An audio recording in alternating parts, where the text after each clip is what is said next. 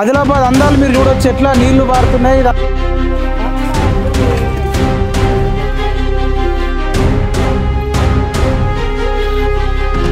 కావాలి కావాలి రైతు బంధు కావాలి కావాలి కావాలి రైతు బంధు కావాలి. మా వాళ్ళందరూ నేను కూడా డిగ్రీ చదువుకున్నా, మా బ్యాచ్ మొత్తం 10-15 మంది ఉన్నాం సార్. పంటలు పండిస్తాం సార్, కానీ మార్కెట్లో పోయి అమ్మడానికి పోతే సార్ ధర సరిగా రాదు సార్. మాకు నేను చాలా गरीब सर. लेकराची पिढी आहे, आम्ही काय अशा मंजुराज करू खाऊन खाऊन आमची पिढी निघली.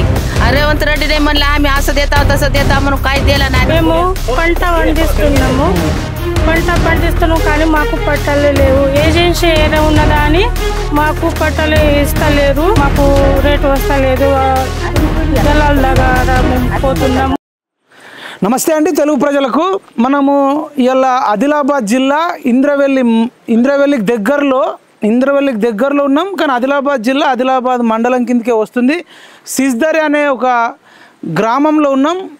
సిస్దరి ఖానాపూర్ అంటారు. సిస్దరి అనే గ్రామంలో ఉన్నాం. ఇంద్రవెల్లి 8 కిలోమీటర్ల దూరంలో ఉంటుంది. ఇక్కడ ఇంటర్నెట్ కూడా సరిగ్గా లేకపోతే గతంలో పాయల్ శంకర్ వాళ్ళు కొంత ఇంటర్నెట్ ఫెసిలిటీస్ వేపించడం జరిగింది. తర్వాత బిఎస్ఎన్ఎల్ ద్వారా ప్రభుత్వం నుంచి చేపించారు. కానీ అనేక సమస్యలు ఉన్నాయి ఇక్కడ. ఇదంతా ఏజెన్సీ ప్రాంతం అంటారండి. ఇక్కడ వీళ్ళందరూ కూడా నాన్ ట్రైబల్స్ అంటారు. వీళ్ళందరూ రైతులు. ఈ రైతుల కష్టాలు ఏందనేది మీకు ఒక పత్తి చేను కాడికి మక్క చేను కాడికి వెళ్ళి వీళ్ళందరూ చూపిస్తారు, మాట్లాడతారు. ఇది రేవంత్ రెడ్డి గారికి దాకా పోయేటట్టు, ప్రధానమంత్రి దాకా పోయేటట్టు, కిషన్ రెడ్డి దాకా ఈ వీడియో పోయేటట్టు మీరు చెయ్యాలి. మేము ఇక పాయల్ శంకర్ గారి దగ్గరికి వెళ్ళాలి, ఆది శ్రీనివాస్ రెడ్డి గారి దగ్గరికి వెళ్ళాలి, ఈ వీడియో వెడ్మ బొజ్జు దగ్గరికి వెళ్ళాలి. ఏజెన్సీ ప్రాంతం ఎక్కడెక్కడైతుందో వాళ్ళ ఎమ్మెల్యేలకు అభ్యర్థులందరి తాటికి ఈ వీడియో దయచేసి షేర్ చేయండి. వాళ్ళ బాధ ఒక్కొక్కటి చెప్తే చాలా వర్ణాన్వితం. మనం వీడియో ముందుకు చేస్తుంటాం. ఇంద్రవెల్లి కొండలు అంటారు, మరి దండు పుట్టింది అంటారు. మరి ఇంద్రవెల్లి కొండల్లో దండు పుట్టిందని ఒక పాట కూడా రాసిండు గద్దరన్న. మరి ఇప్పుడు కూడా మరొక దండు పుట్టింది ఇంద్రవెల్లి కొండల్లో. మీరంతా చూడొచ్చు ఆ బ్యూటిఫుల్ చెట్లను, కొండలను, అడవులను మీరంతా చూడొచ్చు.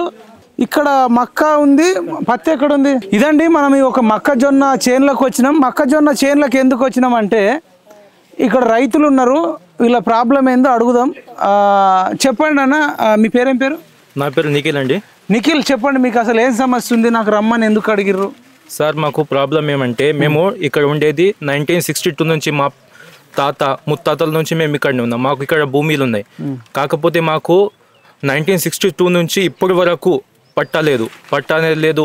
ఇప్పుడు మేము ఏమైనా పొలం ఇప్పుడు మక్క పండిస్తున్నాం. మక్క పండిస్తున్న తర్వాత దీనికి ఏమైనా అమ్మదానికి పోతే ఇప్పుడు థర్డ్ పార్టీకి అమ్మాలా. మేము థర్డ్ పార్టీకి అమ్మితే మాకు కమిషన్ అనేది ఇప్పుడు 4000 మక్క ఉంటే మాకు 3200 వరకు వస్తుంది.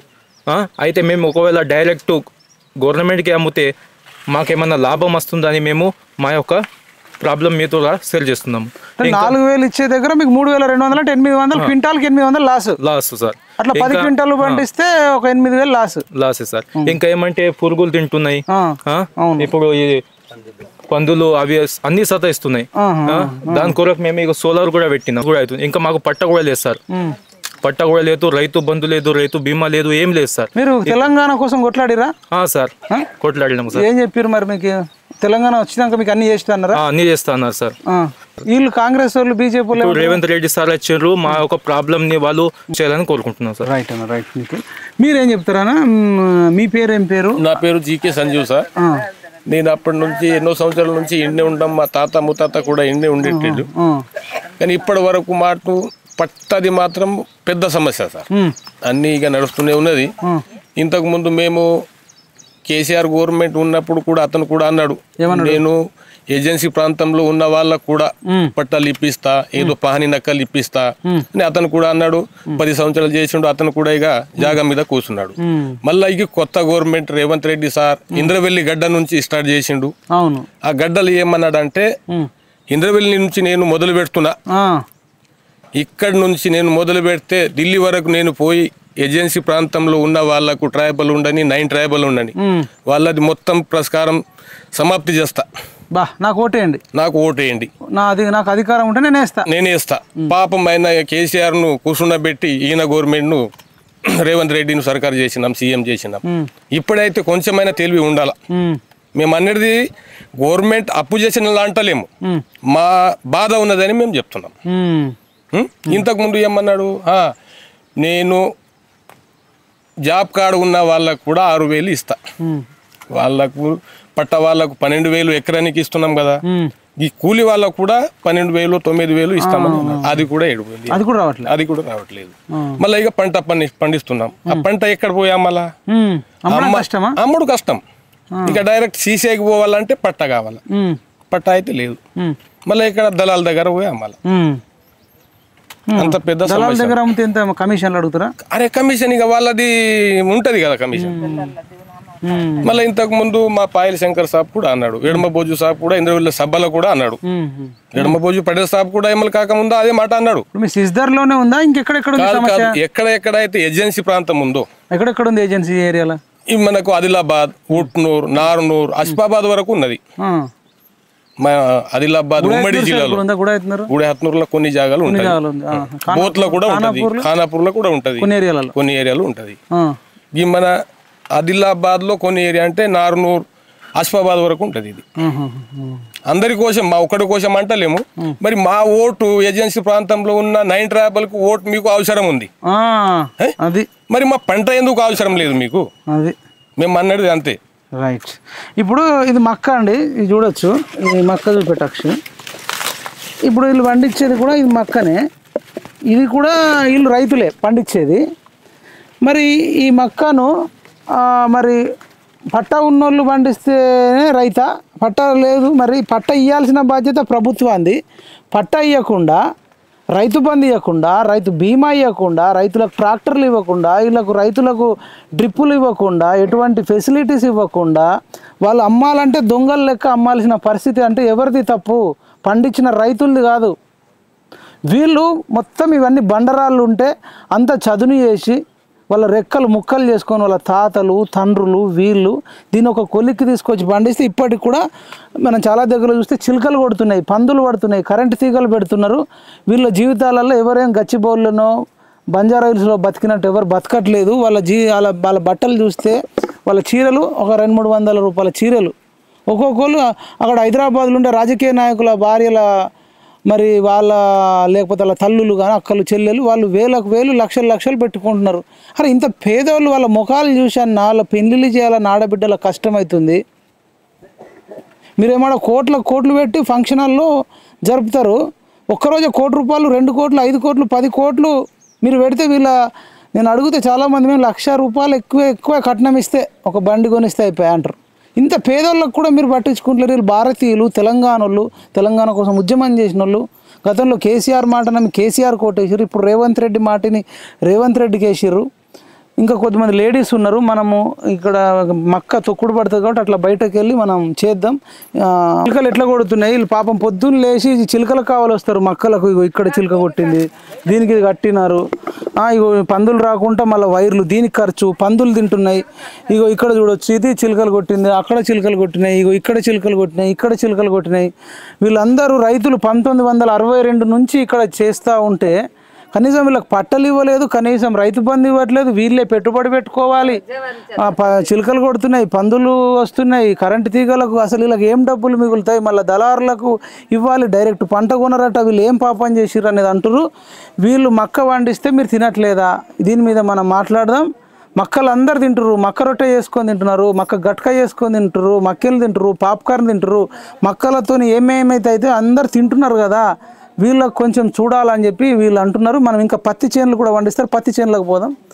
ఇదండి మీరు చూడొచ్చు ప్రకృతి అందాలు, సెలయేర్లు, ఆదిలాబాద్ అందాలు మీరు చూడొచ్చు. ఎట్లా నీళ్లు పారుతున్నాయి, ఇదంతా గుట్టలు. అటు పైనుంచి ఎక్కడ దాకా ఉంటుంది అక్షయ్? ఇక్కడ మనం చూడవచ్చు అండి, కాలువ 100 కిలోమీటర్ల పైనుంచి దాకా వస్తుందట. అందాలు, ప్రకృతి అందాలు ఉన్నాయి, నీళ్లు ఉన్నాయి, అడవులు ఉన్నాయి. కానీ వీళ్ళ జీవితాల్లో మాత్రం వెలుగు లేకుండా పోయింది. మీరు అదంతా చూడొచ్చు. मच्छे మరి ఎట్లా అనిపిస్తుంది మా बोलो मराठी में बोल बोला. आता आम्ही बघा आमची पिढी गेली, आमच्या लेकराची पिढी आहे. आम्ही काय अशा मंजुऱ्याच करून खाऊन आमची पिढी निघली. रेवंत रेड्डीने म्हणलं आम्ही असं देता तसं देता म्हणून काही दिलं नाही. त्याने बी आम्हाला आपल्या ह्या आमचा MLA होता त्याने बी काय दिलं नाही. पट्टा करून देतो म्हणले. आमच्या एजन्सीमध्ये वावर आहे म्हणले. आमच्या एजन्सीमध्ये काहीच ये ना गेले. आता आम्ही रैतू बंधू नाही. आम्हाला एजन्सी आम्हाला एजन्सीमध्ये काढले टराबादमधून. नाम क्या?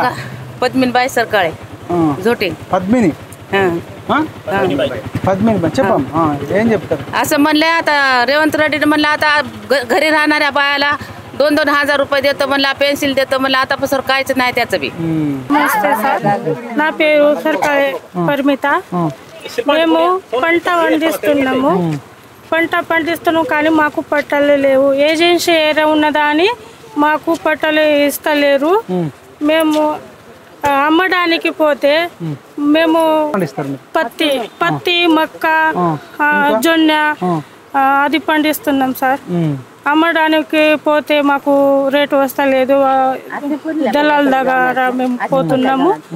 అందుకనే మా రిక్వెస్ట్ సార్కి మాకు కూడా పట్టా ఇవ్వండి అని మా రిక్వెస్ట్ చేస్తున్నాము. రైతు బంధు కావాలి మాకు. మా ఊర్లో రోడ్ లేవు, నాలీలు లేవు.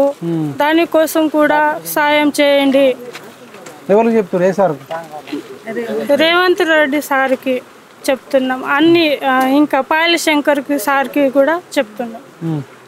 మీరు మరి జోగురామన్న ఇటు పెడతారు? జోగిరమన్న కూడా జోగురామన్న, కంది శ్రీనివాస్ రెడ్డి అన్న, సుజాత మేడం. రటక మాట్లాడుతున్నావు, నీకు తెలుగు రాదు. నవ్వబట్టే సమస్యలు ఉన్నాయంటే. ఇక్కడ చాలా మంది రైతులు ఉన్నారండి. ఇప్పటిదాకా మనం మక్క చేనులోకి పోయి వచ్చినాం. ఇప్పుడు చూడవచ్చు అక్కడ పత్తి చేను ఉంది. మరి మేము కూడా పత్తి పండిస్తున్నాం.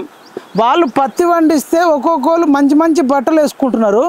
మరి వీళ్ళ బట్టలు చూడండి, అందరికి కూడా 200-300 400-500 పాలిస్టర్ బట్టలు వేసుకున్నారు, చీరలు.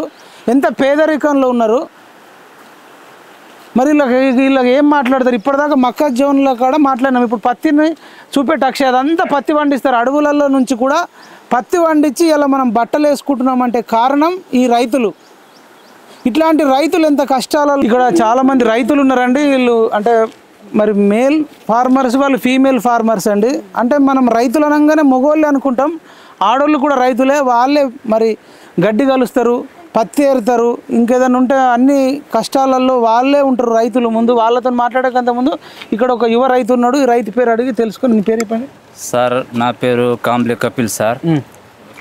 50 సంవత్సరాల నుంచి మా అమ్మ నాన్న చేనులో పని చేస్తారు సార్. 50 ఏళ్ళ నుంచి సార్. మాకు భూమి ఉన్నాయి కానీ మా భూమిలకు పట్టా లేవు సార్. అయితే సార్ మేము కూడా చదువుకొని ఉన్నాం సార్. మా పరిస్థితి బాగా గరీబ్ ఉన్నాయి సార్. ఉన్నాం కూడా మాకు కూడా చేనులో పని చేయాల్సింది వస్తుంది సార్. మేము మా అమ్మ నాన్న పంట వేస్తే పంటలు పండిస్తాం సార్. కానీ మార్కెట్లో పోయి అమ్మడానికి పోతే సార్ ధర సరిగా రాదు సార్. మాకు మేము చాలా గరీబులు సార్. సార్ మేము చదువుకొని కూడా మాకు ఏం లేవు సార్. మా పరిస్థితి బాగా చదువుకుంటే జాబు లేవు సార్. ఇక్కడ మీరు మీకేం పంట గిట్టుబాటు ధర లేదు. ఇంకా సార్ కొందరికి అయితే భూమిలు ఉన్నాయి, వాళ్ళకు పట్టాలు ఉన్నాయి సార్. కానీ మాకు పట్టాలు కూడా లేవు సార్. ఆ పట్టాల వలన మాకు రైతు బంధు కూడా వస్తలేవు సార్. రాదు సార్. మాకు చదువుకొని ఉన్నా కూడా మాకు ఏం లేవు సార్. మీరేం చెప్తారు? మీరేం పండిస్తారు పంట? మేము సార్ పత్తి, మక్క, జొన్నె పండిస్తాం సార్. ఏం పేరు? నీ పేరు? కాంబ్లే కపిల్ సార్. నా పేరు కాంబ్లే కపిల్. అమ్మ నాన్న పేరు ఏం పేరు? అమ్మ నాన్న పేరు కాంబ్లే అశోక్, షాలుబాయ్ సార్. ఇప్పుడు ఏడున్నారు వాళ్ళు? చిద్దరి చేనులో ఉన్నారు. చేనులోకి పోయారు? ఏ చేనులోకి పోయారు? మక్క చేనులోకి ఎందుకు పోయారు? అది సార్ ఏ కావాలి? అది చిలుకలు కావాలా, పందులు కావాలా? చెప్పాలా, తెలవాలా కదా. మీరు ఎవరి కోసం ఏం చేస్తారు? మీరేం చెప్తారు? ఒక్క నిమిషం, ఏం చెప్తారు? నీ పేరేం పేరు? నా పేరు సర్కాలే సంతోష్ అండి. మేము ఈ గ్రామంలో నివసిస్తున్నాము. కాకపోతే మా పంటకు పండిస్తున్నాం. మేము పత్తి పండిస్తున్నాం. నాకు 4 ఎకరాల పంట ఉన్నది. పత్తి వేసిన క్వింటల్ ఎకరానికి ఎన్ని క్వింటాలు వెళ్తుంది?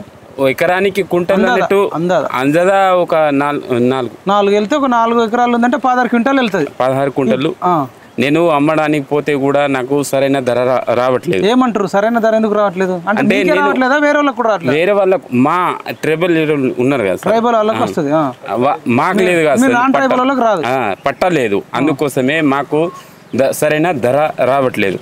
అందుకోసమే తక్కువ ధరకి ఇవ్వమంటారా? తక్కువ ధర అంటే ఇక తీసుకుపోయినామంటే వాళ్ళు ఇంతకిస్తావా అంతకిస్తావా అని వాళ్ళే మాట్లాడుకొని వాళ్ళే నాకు చేతిలో డబ్బులు ఇస్తారు. ఎంత ఉంది క్వింటల్ ధర? సగానికి సగం, సగానికి సగం. 6,000 ఇయర్ సగం ఇస్తారు అన్నట్టు. నా చేతులకు సగం వేస్తున్నది అన్నట్టు. 1000 రూపాయలు మరి కాదు కానీ 70%, 80% ఒక్కొక్క దగ్గర ఒక్కొక్కలాగా అట్లా మన అవసరం బట్టి వాళ్ళ అవసరం బట్టి చేసి కూడా మాకు ఏం లాభం లేదు. ఎందుకంటే ఇప్పుడు నా చేను 4 ఎకరాల పత్తి వేసిన అన్ని మంచిగా వర్షాకాలంలో మొత్తం కొట్టుకుపోయింది సార్, సగం కొట్టుకుపోయింది. దానికి నష్ట పరిహారం లేదు నాకు. ఎందుకంటే నాకు రాలే రైతు బంధు లేదు, రైతు బీమా లేదు, ఏం లేదండి. మరి ఎట్లా బతుకుతారు? ఎట్లా సాగు చేసుకుంటా ఉన్న వాళ్ళతోటి ఇక పని చేసుకుంటా బతుకుతున్నాం సార్. ఉన్న వాళ్ళేమో మాకు కైకిలు మాకు ఏం మిగలేదు. మా పిల్లలు ఉన్నారు కదా సార్, ఏదో బతుకుతున్నాం అన్నట్టు మీరు మంచిగా ఏమి డబ్బులు పేరు దయానంద్ అని, సర్కాడే దయానంద్. మేము చాలా కష్టపడి ఇక పిల్లలకు చదువు కూడా చేస్తున్నాం కానీ చదివిస్తున్నాం. అందులో ఏదైనా పోస్టులు కానీ ఏదైనా వర్క్ కానీ అప్లై చేసినాం అనుకో మాకు ఏజెన్సీ సర్టిఫికేట్ అడుగుతున్నారు సార్. ఇక ఏజెన్సీ సర్టిఫికేట్ మాకు అసలు ఇస్తలేరు. ఎక్కడ కూడా పోయినా, ఎంఆర్ఓ ఆఫీస్ పోయినా, ఆర్డీఓ ఆఫీస్ పోయినా ఏదైనా సార్ మీకు రాదు, మీరే ఎస్సీ వాళ్ళకు బీసీ వాళ్ళకు ఇయ్యరాదు అని చెప్తున్నారు సార్. ఇక మా చదువు కూడా అట్లనే ఎస్ట్ అయిపోతున్నాయి సార్. ఇంటర్ డిగ్రీ చదువుకొని ఇక ఇక సెన్లానే పని చేయాలా, ఆవులు మేయాలా, ఇదే ఒకటే పని చేయాలా సార్. అది కూడా చాలా పెద్ద ప్రాబ్లం సార్ మాది. మా ఊళ్ళే డిగ్రీ చదువుకున్నారు సార్ పాపం అందరూ. మా వాళ్ళందరూ నేను కూడా డిగ్రీ చదువుకున్నా. మా బ్యాచ్ మొత్తం 10-15 మంది ఉన్నాం సార్. మొత్తం డిగ్రీ చేసుకొని మాకు ఏదో వస్తుందని అనుకున్నాం కానీ అప్పట్లో రాలే. తెలంగాణ వచ్చింది, తెలంగాణ పోరాటంలో మేము కూడా ఉన్నాం కానీ అది రాలే సార్. వాళ్ళకు ఉన్నప్పటికీ వాళ్ళు చేసుకున్నారు కానీ మాకు రాలే. మేమేమనుకుంటున్నాం అంటే మాకు ఏదైనా కావాలి, జాబ్ లేకపోయినా అవసరం లేదు మాకు. మాకు ఉన్న పంటలో మా అమ్మ నాన్న కూడా సుఖంగా ఉంటే మేము కూడా బతకగలమని గ్యారంటీ ఉంటుంది. మేము కూడా సుఖంగా మా పిల్లల్ని, మా భార్యల్ని అందరినీ సుఖంగా బతుకుతామని మేము ఇట్లా. చెప్పండి అన్న, ఫైనల్ గా మీరు ఏం చెప్తారు? సార్ నమస్తే సార్. మేము ఇక్కడ చీజరి ఖానాపూర్ ఆదిలాబాద్ లోకల్ మండలంలో ఉంటాం సార్. ఇంతకు ముందు అయితే మేము ఎన్నోసార్ల ఎమ్మెల్యే సార్ దగ్గర కూడా పోయినాం. ఇంతకు ముందు మా టిఆర్ఎస్ గవర్నమెంట్ ఉన్నప్పుడు కూడా రామన్న సాబ్ దగ్గర కూడా పోయినాం. అతను పాపం ఎలాగో ఇచ్చిండు అప్పట్లో ఆ గవర్నమెంట్. ఇప్పుడు మాకు సమస్య ఏమున్నదంటే ఈ ఏజెన్సీలో పట్ట లేని సమస్య పెద్దది. పంటలు అమ్మాలంటే ఏదో చేయాలంటే పట్ట అడుగుతున్నాడు కదా. మళ్ళీ ఇక మా పోరాణులు కూడా చదివి ఉన్నాడు, వాళ్ళకు కూడా జాబ్లు లేదు. కేసీఆర్ గవర్నమెంట్ ఏమన్నాడు, ఇంటికి ఒక ఉద్యోగం ఇస్తామన్నాడు, అతని అయితే ఇవ్వాలి, చలో అయిపోయింది. ఈ సర్కార్ అయితే ఇస్తారేమో అనుకున్నాం కానీ ఇప్పుడు ఒక 2 సంవత్సరాలు అయినది కూడా ఏం నోటిఫికేషన్ లేదు, ఏం లేదు సార్. మళ్ళా ఇంతకుముందు మేము కూడా చూస్తున్నాం, టీవీలో చూస్తున్నాం, యూట్యూబ్లో చూస్తున్నాం. మన రాజగోపాల్ రెడ్డి సాబ్ అనేది ఆయనది బాగానే వినిపిస్తుంది. దయచేసి రాజగోపాల్ రెడ్డి సార్ను కూడా మేము 2 చేతులు జోడించి ఒక మాట చెప్పగలుగుతాం సార్ మీ ద్వారా. ఎట్లా అంటే మా పల్లెలు కూడా చూడాలా, ఏదో ఒక రోజు ఆదిలాబాద్ వచ్చి కూడా చూడాలని మా కోరిక ఉంది సార్. ఇటు అటు కూడా కొన్ని కామారెడ్డిలో ఇటు అటు కూడా సార్ కూడా తిరుగుతున్నాడు రాజగోపాల్ రెడ్డి సాబ్. మునుగుడులు కూడా పోయినట్టు ఏదో స్కూల్లో కూడా చూసి వాళ్ళకు కూడా బాత్రూంలో సొంత డబ్బులతోని కట్టి ఇస్తున్నాడు. ఎవరికి జాబ్ మైల పెట్టి కూడా అతను సాయం చేసినట్టు చూస్తున్నాం. అదేవిధంగా మా ఏరియాకు కూడా వచ్చి మా ఆదిలాబాద్కైనా కానీ, నిర్మల్కైనా కానీ, బోత్కైనా కానీ, నారాయణగి మన ఖానాపూర్కైనా కానీ వచ్చి చూస్తే మంచిగా ఉంటుందని మేము కోరుకుంటున్నాం సార్. మళ్ళీ మా ఎమ్మెల్యే ఇప్పుడు ఉన్న లోకల్ ఎమ్మెల్యే మాకు పాయల్ శంకర్ గారు ఉన్నారు, అతను కూడా మంచిగానే చేస్తుండ్రు. ఇంతకుముందు ఒక 2 సంవత్సరాలు కూడా కాలే కానీ అతను మాత్రము మాకు రూట్ చూపించిండు, మంచిగా చేసిండు. మన ఖానాపూర్ ఎమ్మెల్యే ఏడమ బొజ్జు పటేల్ కూడా ఇంతకుముందు నేను టీవీలో కూడా చూసిన, అక్కడ అసెంబ్లీలో కూడా అతను మాట్లాడిండు సార్. మా గురించి 9 ట్రైబ్ల గురించి కూడా మాట్లాడిండు అతను. జియో పక్కన పెట్టి ఇళ్ళకు కూడా ఏదో సాయం చేయాలని కూడా ఏడమ బొజ్జు పటేల్ కూడా సాబ్ అక్కడ అసెంబ్లీలో మాట్లాడిండు. ఆయన మాట కూడా ఇంటలేడు. ఇంతకు ముందు నేను టీవీలో కూడా చూసిన మా పాయల్ అన్న కూడా ఇదే సేమ్ మాట్లాడాను. అట్లానే మా బోత్ ఎమ్మెల్యే అనిల్ సాబ్ను కూడా చెప్తున్నాం, మళ్ళీ ఆసిఫాబాద్ ఎమ్మెల్యే కోవా లక్ష్మి మేడంను కూడా అంటున్నాం, మళ్ళీ ఖానాపూర్ ఎమ్మెల్యే ఎడమ బొజ్జు సార్ను కూడా అంటున్నాం, మన పాయల్ శంకర్ సార్ను కూడా అంటున్నాం. మీరు అందరూ కలిసి ఇట్లానే కంటిన్యూ చేస్తే ఏదో ఏజెన్సీ వాళ్ళది 9 ట్రైబల్ వాళ్ళది పురస్కారం అవుతుందని మేము అనుకుంటున్నాం సార్. దయచేసి రాజగోపాల్ రెడ్డి గారికి మాత్రం అందరం కలిసి 4 చేతులు జోడించి నేను అనగలుగుతామంటే మా ఏరియాలో కూడా కొంచెం దృష్టి పెట్టి మా బాధని అర్థం చేసుకుంటాం. చెప్తారా? ఇంకేం చెప్తారా? ఇది నాకు అర్థమైన కాడికి ఏంటంటే చాలా కొండలల్లో గుట్టలల్లో ఉన్నది. ఇక్కడ బడులు చక్కగా లేవు, పిల్లలకు కూడా పోవడానికి కష్టం అవుతుంది. బడుల విషయము నేను అదేవిధంగా ఇప్పుడు రైతు బంధు ఇవ్వకపోవడం అనేది చాలా దారుణం అండి. పత్తి పండిస్తే ఎవరు పండించినా మీరు పత్తి మరి బట్టలు తయారు చేస్తున్నారు, చీరలు తయారు చేస్తున్నారు, అంగీలు ప్యాంట్లు, వీళ్ళందరికీ సమస్త సమాజానికి పత్తి పండించే ఈ రైతులకు వాళ్ళే అగ్గసగ్గ బట్టలు వేసుకుంటున్నారు. మనమేమో హైదరాబాద్లో ఉండి వ్యవసాయం చేయని వాళ్ళమేమో కాస్ట్లీ బట్టలు వేసుకుంటున్నాము.